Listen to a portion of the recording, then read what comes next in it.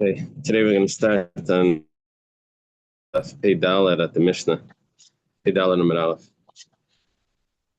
So, first of all, we thank Hashem that we're able to learn Torah every day.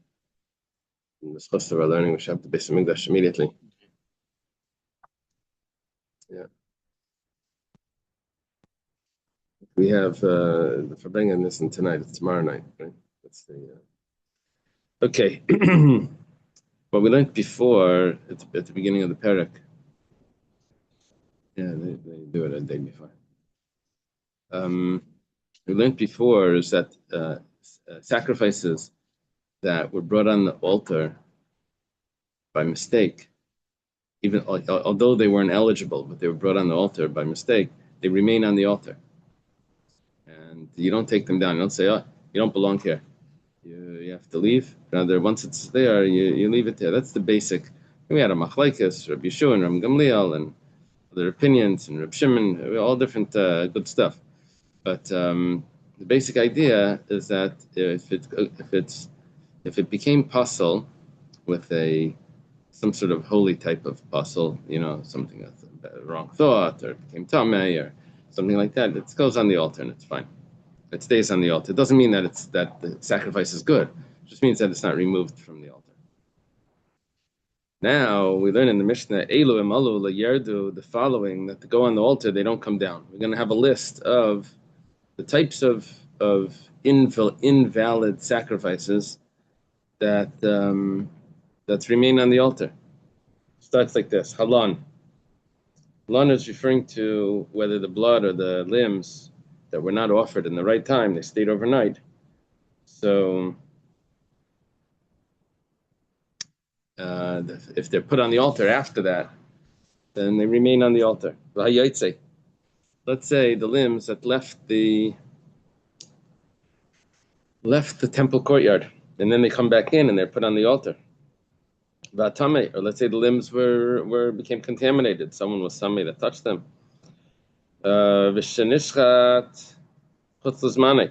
Let's say the sacrifice was slaughtered, and the intention was that to do something with the blood or to offer it on the altar after its allotted time. It's called pigel. Chutzum kaimai, or out of its allotted place. All of these, if it's put on the altar, it remains on the altar. In other words, it's not so puzzle that you can't even put it on the altar. It's puzzle, but it goes on the altar. But if it goes on the altar, it doesn't get removed. V'shekiblu psulin. V'zarku estamei. Let's say that the blood was received by kayanim that were tamei, and they sprinkled the blood.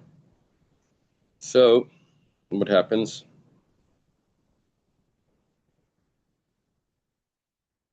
I guess it stays on the altar. You don't wipe it off, I guess. Rabbi Yehuda says we're going to have three cases here where he's going to be strict about this. He's going to three cases where he's going to remove from the altar. What's wrong? Some of these They can't eat it. just tag them. Yeah, they can't eat it. It's puzzle.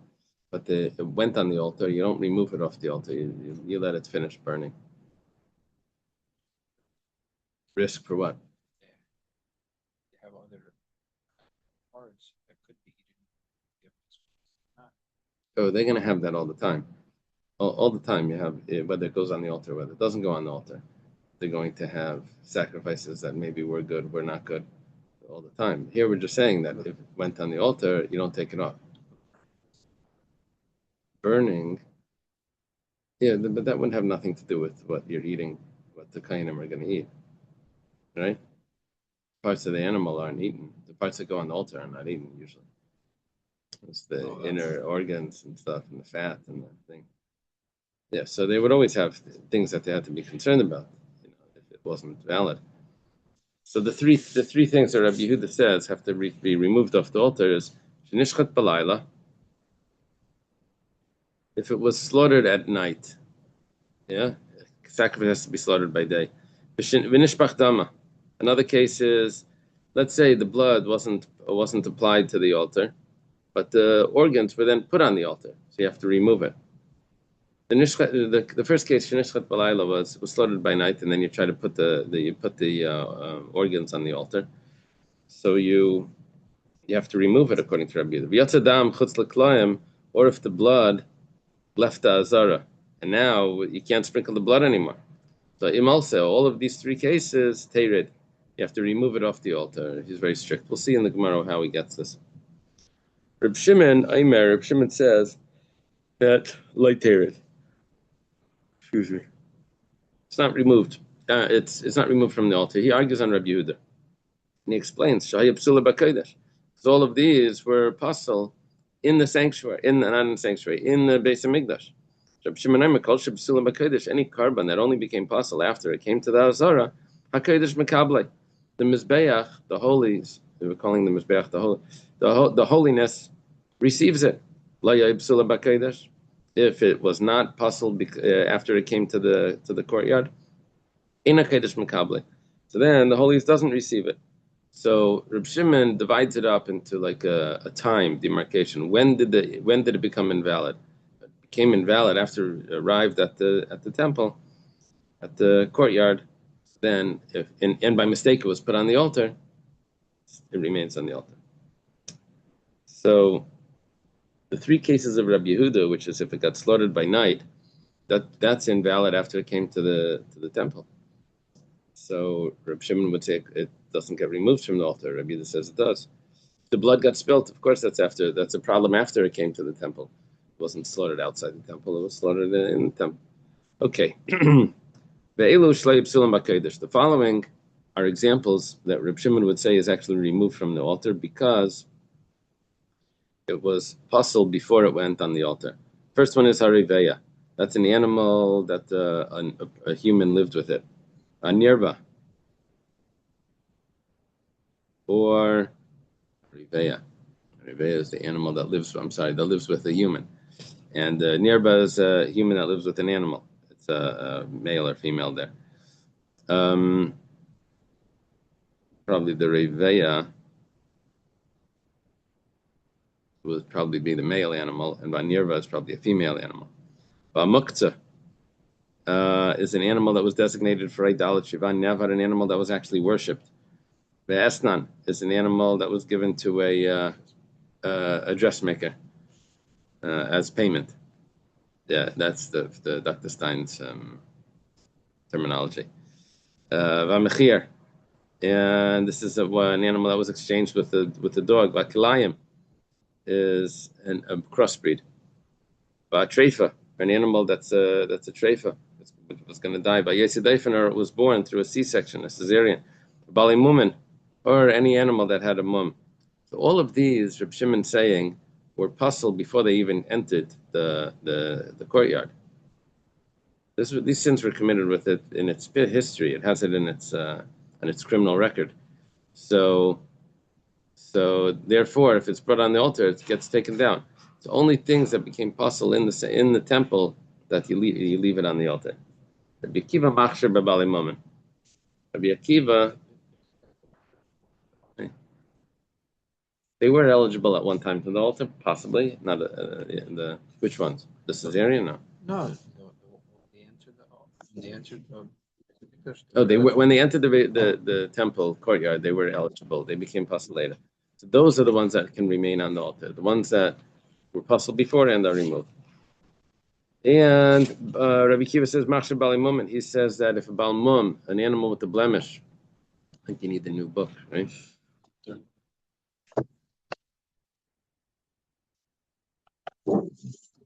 So then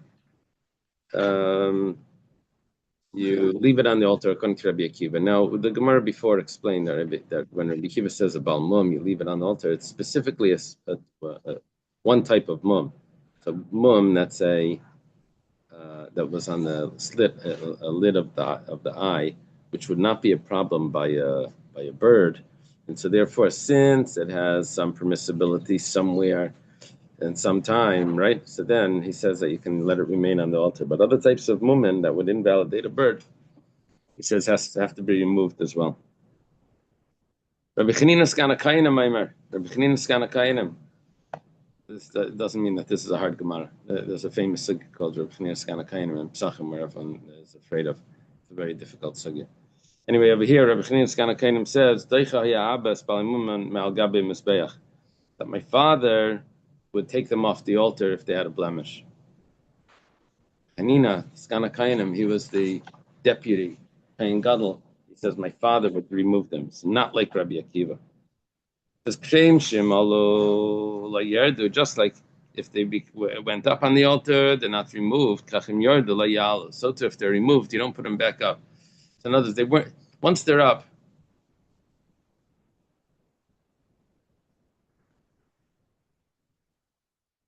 you don't take them down.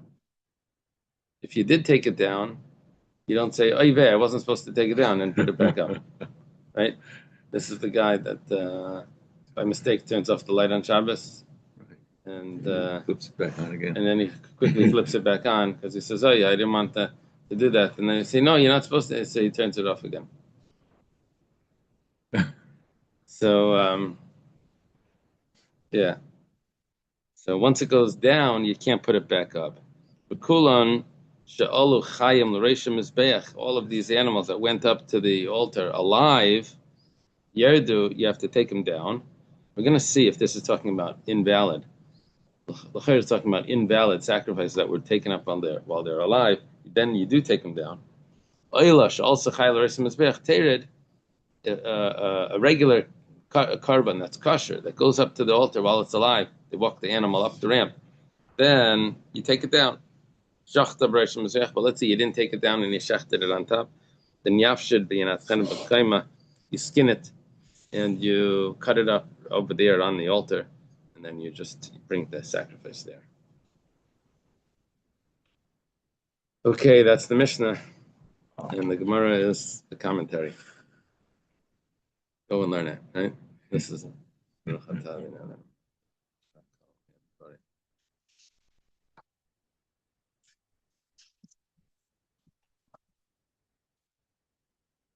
Ani was taught in a brayso. Rabbi Yehuda, remember, Rabbi Yehuda gives us the halacha that three things are that go on the altar. They come down. Slaughtered by night, the blood was spilled before it was applied, or the blood left the courtyard. All of these three are taken off the altar. Rabbi Yehuda says, the brayso elaborates on this. He says, "Zeis hi ha'ila." The pasuk actually says, "Zeis teres ha'ila hi ha'ila," right? So we have harei elu shleishim yutim. These are three exclusions. When it says zeis, it means specifically this. It is. Specifically, it is, right? Ha'ila, the elevation offering, as opposed to something else. So we have three exclusions here. And these three exclusions are coming to exclude the shenishcha balayla, if it was slaughtered by night, the shenish b'chdama, or the blood was spilt before it was applied, or if it was removed from the courtyard, shemalsa tered, that if the flesh and not the flesh, it could be the flesh, or the organs were taken on the altar, you remove it from the altar. Reb Shimon argues on Rabbi Yehuda. They're contemporaries. Shimon and Rabbi Yehuda, they're both students of Rabbi Akiva. He says, he learns, Oila, Kshera. When the pasuk says Oila, I could have thought that only if it's a valid sacrifice. That if once it goes up, then it stays up. How do you know that the three that Rabbi Yehuda says come down, which means that it was slaughtered by night, or the blood was spilt, or that left the courtyard? And he goes on to elaborate, or if it stayed overnight and it was brought up the next day, or it left, means the organs left, not the blood. Or the animal became tamei, or it was slaughtered with the intention that would make it piggle, or make it just chutzlam kaimei out of its allotted place. Or maybe invalid people caught the blood and sprinkled it. And hanitanam lamata shenisan lamaila, if the blood was supposed to be applied below the red line and it was placed above the line, or lamaila shenisan lamata, it was above the line and it was placed below the line. Hanitanam bachutz let's say it was supposed to go on the outer altar, you put it on the inner altar. Bifnim, it was supposed to go on the inner altar. It's not b'chutz, so it was put on the outer altar. All of these are very invalid. These all invalidate the sacrifice. The person has to bring another one. Or let's say a Pesach and a Chatas, those two sacrifices, that if they're slaughtered with the intention of a different sacrifice, it's very puzzle. Right? First Mishnah in the Masechta, those that would invalidate the korban. Nevertheless, minayin, how do you know that once they go on the altar, you don't remove them? Talmud Laimar, Pasuk says, Teiras ha'oila, the laws of the oila. Riba teirachas chal oilan, it includes one law to all the oilas, which is when they go up, whether they're kosher, whether they're not kosher. Shemalu lo yardu, that if they go up on the altar, you don't remove them. Okay. Rabbi Kiva now not Rabbi Kiva, Rabbi Shimon now says, Yachol shani marbe, hariva nirva v'muksva nevad vesna mechir v'kalayim v'trefa yetzidayfen. Oh, that goes on the altar, you don't remove it, because it says, Teiras ha'oila.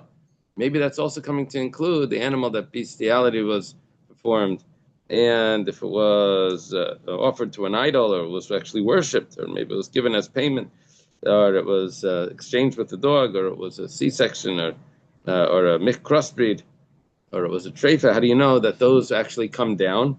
Talmud Laimar Zeis. It says it is. Zeis, this, right? This is. Umar says, what made you make a decision about this one yes and this one no? Basically, you have an inclusion in the Torah, right? Torah Seilah, and you have an exclusion in the Torah. Zeis Torah Seilah.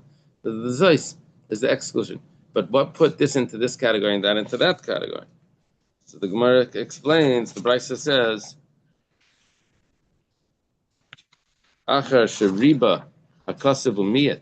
Since I have a riba and a miyat, an inclusion and an exclusion, how do you know that this one is included and this one is excluded? The Gemara explains, Mar ben yaselu sheib sulam b'kodesh, shemaitzin yaselu sheib sulam b'kodesh.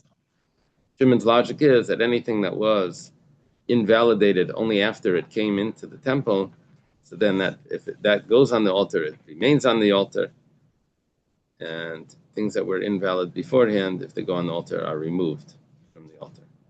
Okay.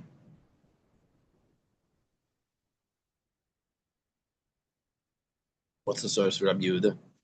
Rabbi Yehuda, he limited the laws of Rabbi Shimon. He removed 3 of the halachas. Rabbi Yehuda Ma'asalam Mahacha. Rabbi Yehuda has a different source.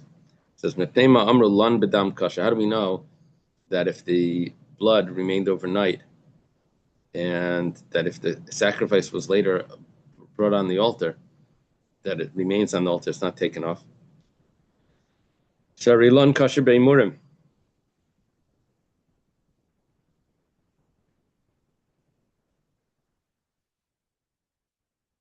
Because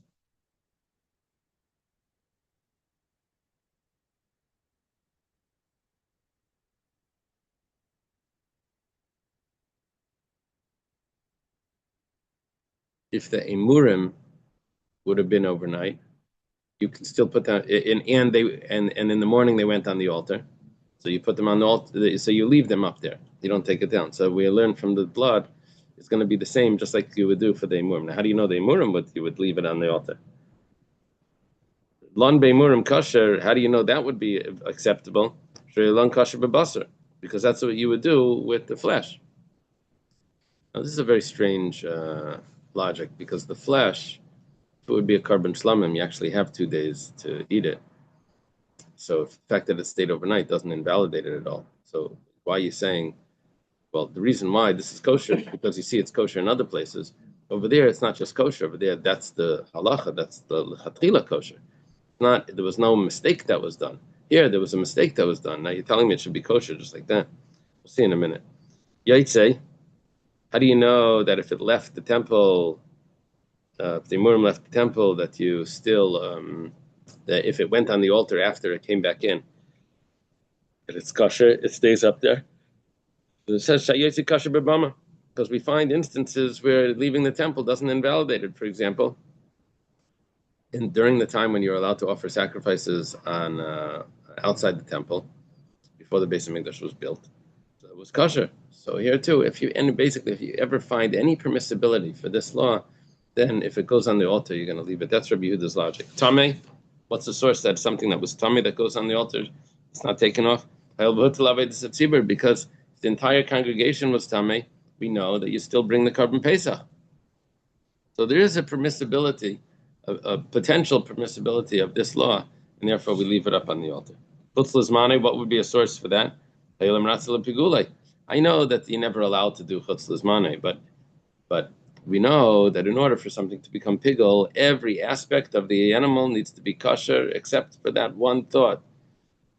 So basically, the animal needs to be considered a kosher sacrifice for it to become pigul, which means that even though it's chutz lizmane, but you were still considering it kosher enough to be pigul. So if it goes on the altar, it's kosher enough to be pigul, it's kosher enough to stay on the altar. Tustam kaimai is hayel viskers l'chutz lizmane, because that's compared to chutz lizmane, out of its allotted place as compared to out of its allotted time. If invalid people received the blood and sprinkled it, then how could that be? If the limbs were put on the altar, how could it stay there? It says we're talking about that. No, it's the type of psulim that were tamei. Talking about they were tamei, and that sometimes is actually eligible. If the entire congregation was tamei, you would have psulim, you would have tamei people offering it. But now the Gemara goes back on how did we say that since the flesh is eaten for 2 days, so therefore if the limbs, the organs stay overnight, that's also acceptable. It says 1 second. The flesh is supposed to stay overnight because you have 2 days and 1 night to eat it. The limbs, the organs have to go on the altar the first day. You don't have that overnight. How can you learn from a law where it was the way it's supposed to be done to something where it's not supposed to be done and still come out by saying that it's still eligible? It says Tana, the Gemara explains this. We're not learning it that's eligible from there, and because just like the flesh, it's overnight. So really, we have a pasuk that tells me, Teresayla tells me that if it goes on the altar, it stays on the altar. The only question is, which ones yes, which ones no. So we have like this little nuances that help us decide which ones yes, which ones no. Amar Rabbi Yechanan, brand new Gemara. In case you missed anything over there, you have a new one that we can. New Gemara.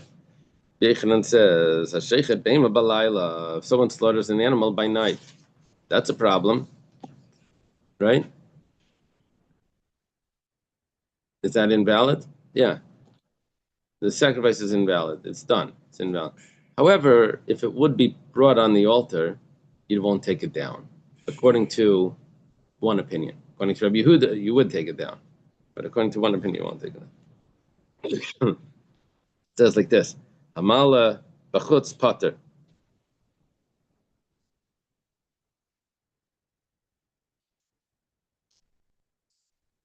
I think maybe I should leave that out. Let me leave out the parentheses, unless the Shaitan commits it. 1 second. Yeah, leave out the parentheses. Yeah. Let's do it again. Rabbi Yechanan says, "Hashechet beim balayla." Someone slaughters an animal, a sacrifice by night in the Hazara, as it's supposed to be. Vehelan bachutz. I'm skipping the parentheses, and then he brings it outside the temple. He offers it. Now, there's a rule that you're not allowed to offer a sacrifice outside the temple, but that rule would apply only to a sacrifice that was kosher. It says that he's chayiv. Over here, he's chayiv. Now, we're understanding this, that even according to Rabbi Yehuda is chayiv. Now, what do we mean, even according to Rabbi Yehuda? Even according to Rabbi Yehuda, that would say that this sacrifice is so invalid that if it would go on the altar, you would have to remove it, right? So the sacrifice is invalid. So there's no problem to bring to slaughter an animal, and then if it's not a valid sacrifice, it won't be considered a sacrifice. We're discussing here, did you violate the rule of bringing a sacrifice outside the temple when the sacrifice is invalid? So the sacrifice is invalid. The only thing is, there's one opinion that says that if it's put on the altar, it would remain on the altar, so it's not that invalid.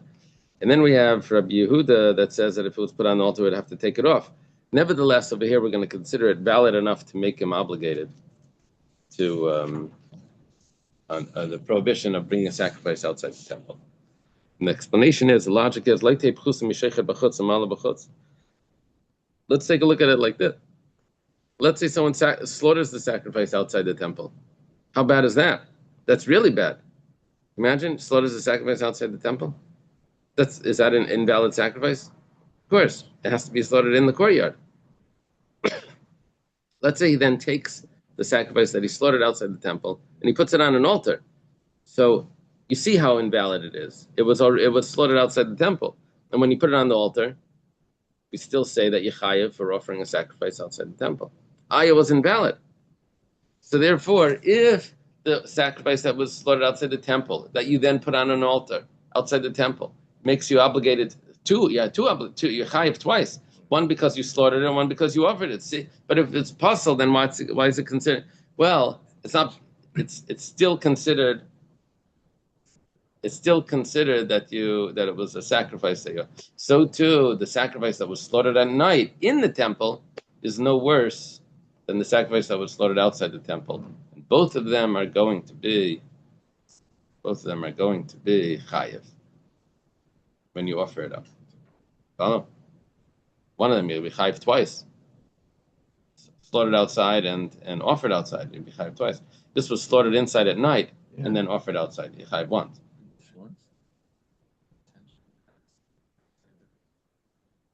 Intention for what? Oh, as a sacrifice, yeah. Otherwise, it would just be a regular meat board. Of course, it has intention that it's a sacrifice. Masir Rav Chia Baravin. Rav Chia Baravin has a question. He has a question on Rabbi Yochanan. Rabbi Yochanan says we're going to do this comparison. We're going to say that if it would have been that it's no worse, right? That's Rabbi Yochanan's logic. It's no worse than if it would have been slaughtered outside the temple. What did he do wrong here? He slaughtered a bird inside the temple and he offers it outside the temple. It says that he's exempt. Why is he exempt? He offered a sacrifice outside the temple. The answer is because when he slaughtered it in the temple, he didn't do it correctly. He was supposed to use his fingernail. Here he used a knife. He was supposed to do malika, and he did shchita. So he invalidated the whole thing. So when you offer it outside, you're pater because that's not even a sacrifice. It's so invalid that it's nothing. And shachat bachutz, umala bachutz is chayiv. However, if you would slaughter it outside the temple, which that's quite invalid also, but you would, and then you go and offer it outside the temple, you'd say you'd chayav. Is the Gemara. So Chia Baravin asks, why are you saying if you do malika and then you offer it in the temple, and then you offer it outside the temple, if you do shchita instead of malika in the temple, and you offer it outside the temple, we say that you're pater for offering it outside because it's so invalid. 1 second, if you slaughter it outside, that's also invalid, but you're still chayav when you offer it up. According to Rabbi Yochanan, we should use that logic and say that you're chayav by both. Mar says, Tiyufta, such a strong kasher, Rabbi Chia Baravin asks on Rabbi Yochanan, we have to leave it as a question. We can't resolve it. Some say that you could resolve it. I remember there was a Gemara somewhere where we said, Tufta v'bayasema, for you to leave it as a question and then you say that you could resolve it. We had a Gemara somewhere like that. Anyway, over here, I don't see Taisus or commentary bringing this down. But let's see, what's that base? Gitin Chavches. Maybe, I see the Maseches Shas is telling me Shabbos Chav and Gitin Chavches. Maybe that was the way the Gemara says Tiyufta v'bayasema. Okay, anyway, if you want, I can answer the question. I can say shchita seif b'finim miktal katle. What we can say is like this: when someone slaughters an animal outside the temple, so he slaughtered the animal outside the temple. But if someone slaughters a bird inside the temple, so then that's not like slaughtering. That's not ritual slaughtering. That's not a service. That is just murder. He killed it. I don't know, do you say murder on an animal? He just killed the animal. It's not even considered a service. because there's no such thing as slaughtering a bird in the temple. In the temple, there's only malika. So when a person slaughters it, so it's considered absolutely nothing. He just like murdered it. So now it's so invalid that there's no such thing as offering it as a sacrifice. That's the difference. However, when someone slaughters at night, so the slaughtering is not your timing is off, but the slaughtering is still a slaughtering. So therefore, you'll be chayav if you then offer it outside the temple. It's not like you murdered it; you did a slaughtering. It's just the timing was off. But if you do shchita on a bird, then that's just like you murdered it. You just killed it. That's not considered a service. Killed. Roadkill. What is that? Roadkill. Roadkill. Yeah. Okay, now. More than Roadkill. Slaughtered it inside. that. Slaughtered it correctly though. Inside. Yeah. You don't slaughter a bird. And you can't slaughter a bird inside, right? It's murder. The following Gemara we had before, but we're going to have an elaboration on it over here. We had it a few days ago. Amar Ula. Ula says, Emurim kachim kalim shalom lefnei zukastaman la yardu. What we were talking about before is that there's two sacrifices. There's two levels of holiness of sacrifices. One is called kachi kachim. Kachi kachim is very holy, and once it's consecrated, you can't have any personal benefit from it. And if you do, it's a violation of Milah. Other type of sacrifice is called kachim kalim. It's of lesser holiness, lighter holiness, and there's no violation of Milah until it's slaughtered and the blood is sprinkled. Then the limbs, the organs which are supposed to be put on the altar, there's Milah from those organs. Okay, now let's say limbs of kachi kachim that shehelan lefnei zrikastaman that were put on the altar before they were eligible to go on the altar because the blood wasn't sprinkled yet. What happened to the blood? They forgot to sprinkle it, or maybe it's spilt, or whatever the case is. The blood wasn't sprinkled, and you put this on the altar. So we say la yardu, and it's a big chiddush over here, la yardu, because they're not eligible to go on the altar yet. Maybe we should take it down. But Ula says no. It says nasalach meshal mizbeach. The mizbeach consecrates it. It becomes the food of the altar. We had this before. Was it yesterday or 2 days ago? Okay, now Gemara brings a proof for Ula. It says Amar Abzeira Afananami Tanina. It says very nice, Ula. We have this even in the Mishnah. What does our Mishnah say? Nishbach dama. If the blood spilled, Rabbi Yehuda says you take it off the altar. You take blood spilled and you put it on the altar anyway. Take it off. Let's say the blood left the courtyard. So if it goes on the altar, Rabbi Yehuda says you take it down. Rabbi Shimon says no, you leave it up. So we're saying like this: the case where the blood spilled, and what happened? The blood spilled, and you put the organs on the altar anyway. Dimba lizrek ein lay lizrek. That if you wanted to sprinkle the blood, you don't even have blood to sprinkle because it's spilled. Right. And nevertheless, Amrit, Rabbi Shimon said, that if it goes on the altar, you don't take it down. So Hachav, in this case, where it's limbs of the Kachikalim, Dimbal Lizrek, Zayrek, that if you did want to sprinkle it, you could go ahead and sprinkle it. You didn't spill the blood. You just, the order went wrong. The guy that was supposed to wait for the blood to be applied didn't wait, and he put it on the altar before the blood was applied. But then he can still go and put it on. So Lekoshkin, for sure, if it's on the altar, you shouldn't take it down. In other case, you didn't take it down, and there wasn't even a potential of sprinkling the blood. Over here, at least there's potential. So we have a proof, support to Ula, Reb Zeir is bringing from our Mishnah. The Gemara says, that's not a good support. Tirgama, you can translate it, Akachi Kachim. Over there, we're talking about Kachi Kachim, where it was already consecrated, so holy that if someone would try to have personal benefit from it, would be a violation of Mehila. And so there, it's already considered holy. It was put on the altar. You don't take it down. That's what Reb Shimon would say. But maybe by Kachim Kalim, Reb Shimon would say that you remove it. We don't have proof. Okay.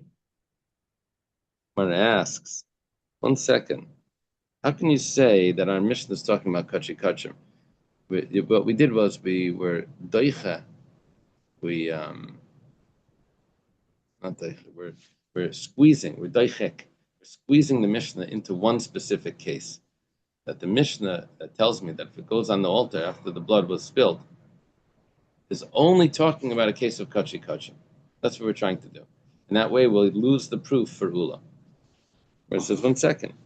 Hooray, we learned in a Brisa, we said, Pesach, the Kachim Kalamu, the Carbon Pesach, is Kachim Kalim.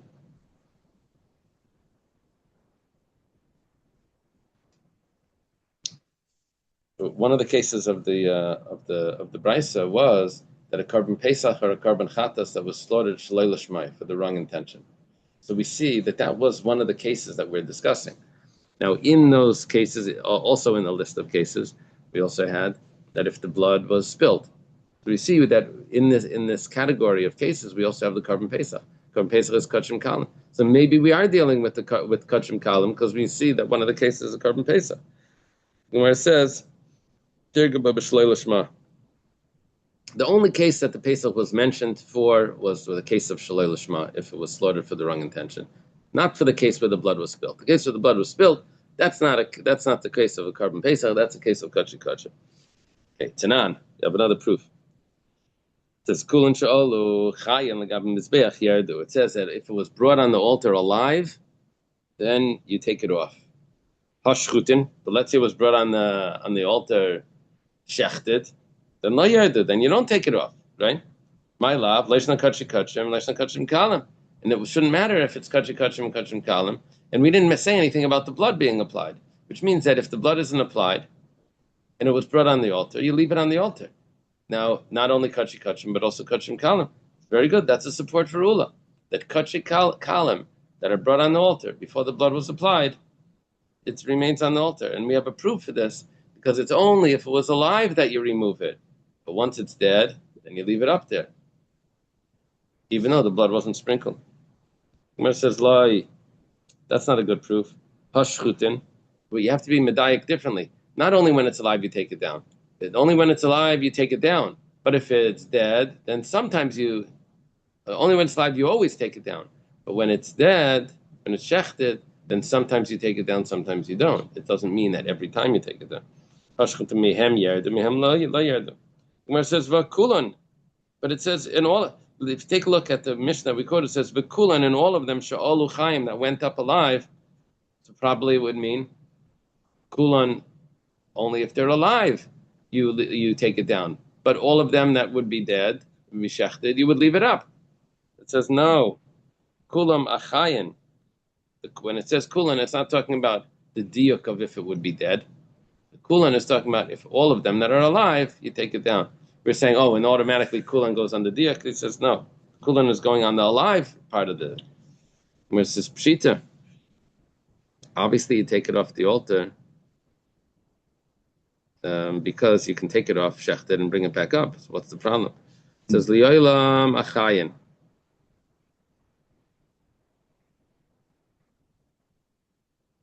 Really... we are talking about all the animals that are alive are removed, and nevertheless, nevertheless, you still take it off the altar. Take it off the altar because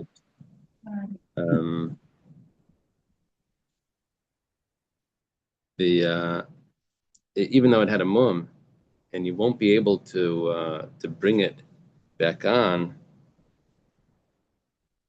If it had a mum, then you wouldn't be able to bring it back on.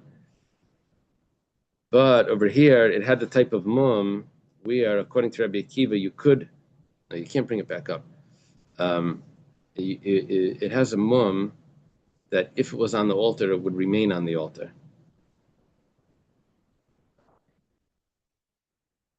Like the eye, yeah, Dukan Shabayan on the eyelid. What we're saying is like this, that if it has this mum, while it's alive, you take it down, but after it's shechted, you leave it out. That's a chiddush over here. They walked an animal up on a leash. They walked it up the altar. Now it's on the altar. It says you got to walk it right back down. No, if it's shechted, they can't walk it up. They walked it No, up. before it went on the altar. They walked it up and then you shut it. No, they walked it up to the altar. They're gonna have to. If you won't, don't take it down. You shecht it on the altar. We say no. You take it down.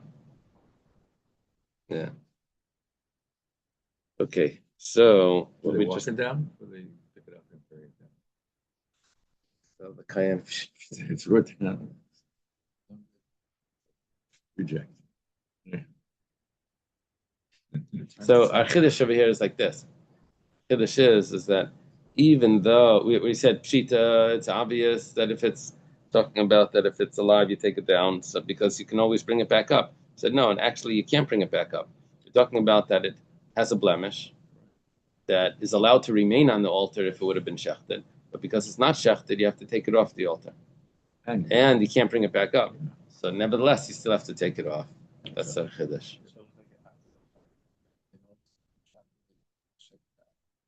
No, there's a blemish that they saw before, right? It's a slit in the eyelid. They brought it up to the altar while it was alive. This is their only opportunity of having it on the altar, because if they slaughtered it right now on the altar, it would remain on the altar. They said no, you have to take it down. Mayu Kimta. What was our case? That we said that if it's alive, you have to take it down. The psulin. You're telling me now it's talking about that it's an animal that actually didn't belong on the altar, and you brought it up on the altar while it's alive, and you have to take it down, even though you won't be able to bring it back up. Ema Seifa, let's go a little further. It says also an oila that goes on the altar, you take it down. But if you shecht it on the top of the altar, you skin it and you cut it up in its place. Now,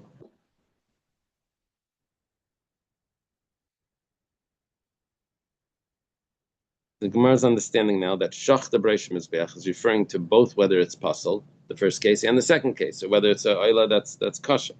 And we're talking about that you skin it. If once it's shechted, you skin it right over there on top of the altar. It says psula bas hefshet v'nituacho. Is that what you do to an invalid sacrifice? You start skinning it. You really an invalid sacrifice. You could just burn outside the courtyard. It says v'nita chaysam rachmanaysak sheira leipsula, and it says this concept of skinning the animal and then cutting it up into pieces. That's only if it's kosher. Where it says no, safe and asan l'ksheira. This that you said that you cut it up, you skin it and you cut it up. That's only talking about the second case of the Mishnah where it was v'chein oila she'al sachaya, and also if it was a kosher animal, that's what you would do. I'm sorry, Micah Mashmalan. So then, what's the chiddush if it's only talking about half the Mishnah? It says that you are allowed to skin it and cut it up on top of the altar. So what's the chiddush according to the other opinion that says that you can't do any skinning on top of the altar?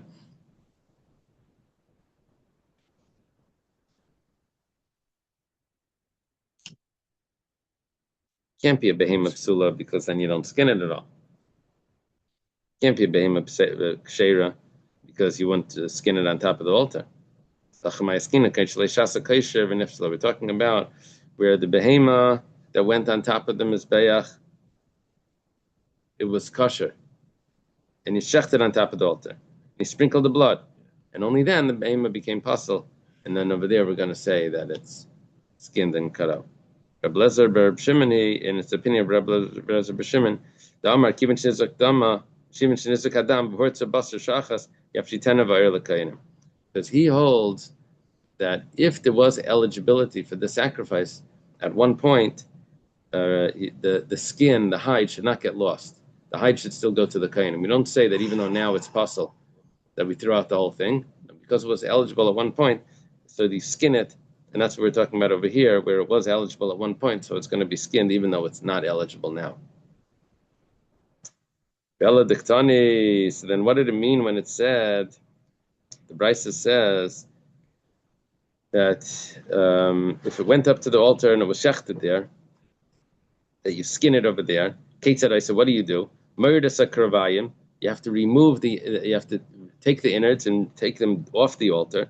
Lamata madichan. You have to wash them out. And so Says Lamali, why do you have to do that? If you're talking about that it's the behemoth's puzzle, so why do you have to start washing it out? You're just going to go burn it. But it says, hey but what do you want to do?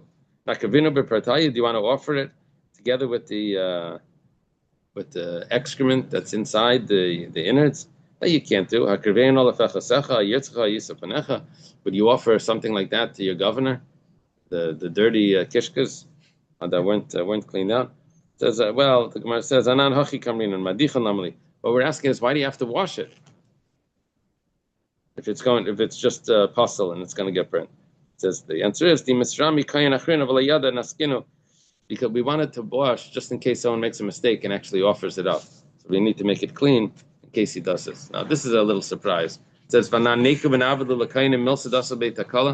what do you want us to do? You want us to wash it so the Kayanim don't offer it? The Kayanim aren't supposed to be offering it anyway. Right. And now you're cleaning it out. Yeah? Yeah. Gemara says, nevertheless, even though the Kayanim shouldn't be offering it, but Adifa, it's better to wash it that they shouldn't just be laying over there. Things that are consecrated should be laying like a carcass, like a dead carcass. So we have to clean it out. It still has to be treated with respect because it was a sacrifice at one point, even if it's possible. Let's leave it over here. Wow. Okay.